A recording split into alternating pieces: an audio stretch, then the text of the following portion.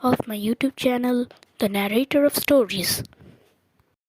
Today, I am going to narrate the second chapter of the book Black Beauty, written by Sewell. Before I was 2 years old, a circumstance happened which I have never forgotten.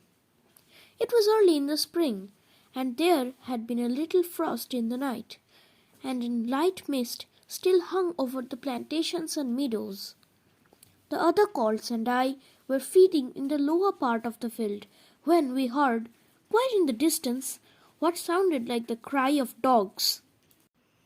The oldest of the colts raised his head, pricked up his ears, and said, "There are the hounds!" and immediately cantered off, followed by the rest of us to the upper part of the field, where we could look over the hedge and see several fields beyond. My mother and an old riding horse of our master were also standing near, and seemed to know all about it. "They have found a hare," said my mother, "and if they come this way, we shall see the hunt." Soon the dogs were all tearing down the fields of the young wheat next to our meadow. I never heard such a noise as they made.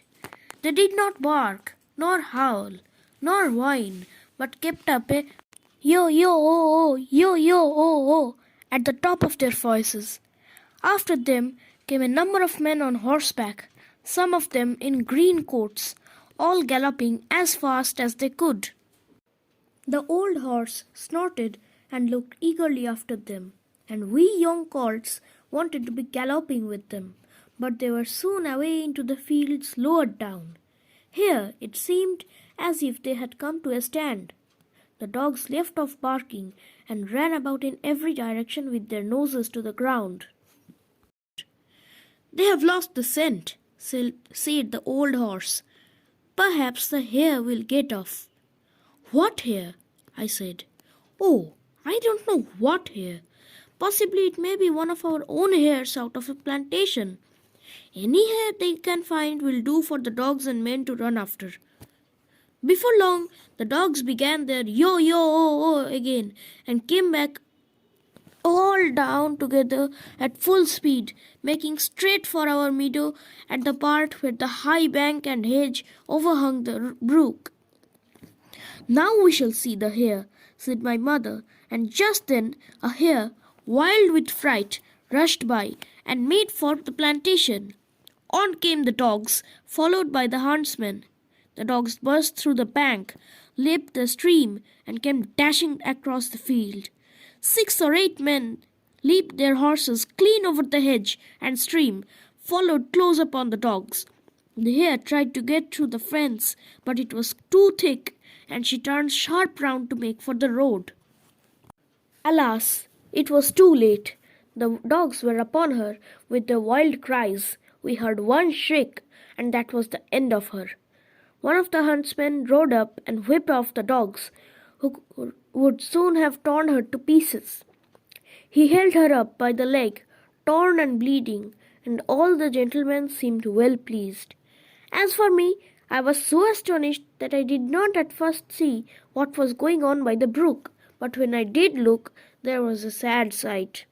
2 fine horses were down.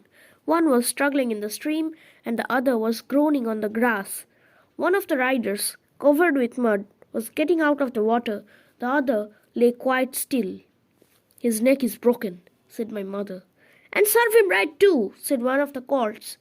I thought the same, but my mother did not join with us. "Well, no," she said. "You must not say that. But though I am an old horse, and I have seen and heard a great deal, I never yet could make out why men are so fond of this sport.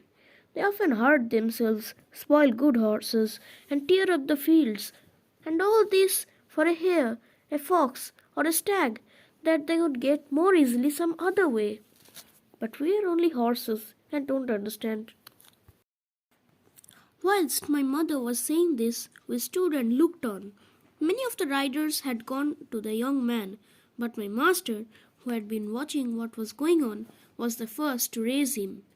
His head fell back and his arms hung down, and everyone looked very serious. There was no noise now. Even the dogs were quiet and seemed to know that something was wrong. They carried him to our master's house. I heard afterwards that the young fellow was George Gordon, the squire's only son, a fine, tall young man, and the pride of his family. People were now riding off in all directions, to the doctor's, to the farrier's, and no doubt to Squire Gordon, to let him know all about his son.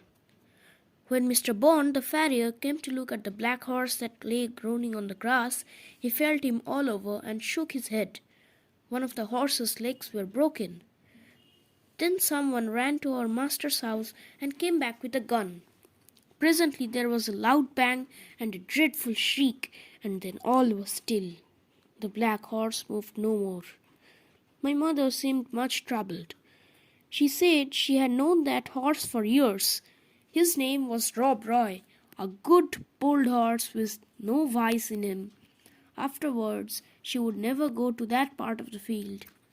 Not many days after, we heard the church bell tolling for a long time, and after looking over the gate, we saw a long, strange black coach covered with black cloth and drawn by black horses. After that came another, and another, and another, and all were black. Meanwhile, the bell kept tolling, tolling. They were carrying young Gordon to the churchyard to bury him. He would never ride again. What they did with Rob Roy, I never knew, but was all for one little hare. So everyone, that's it for today.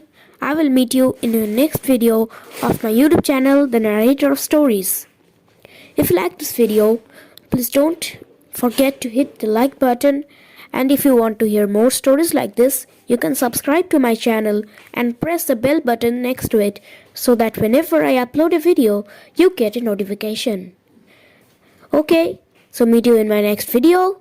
Till then, goodbye.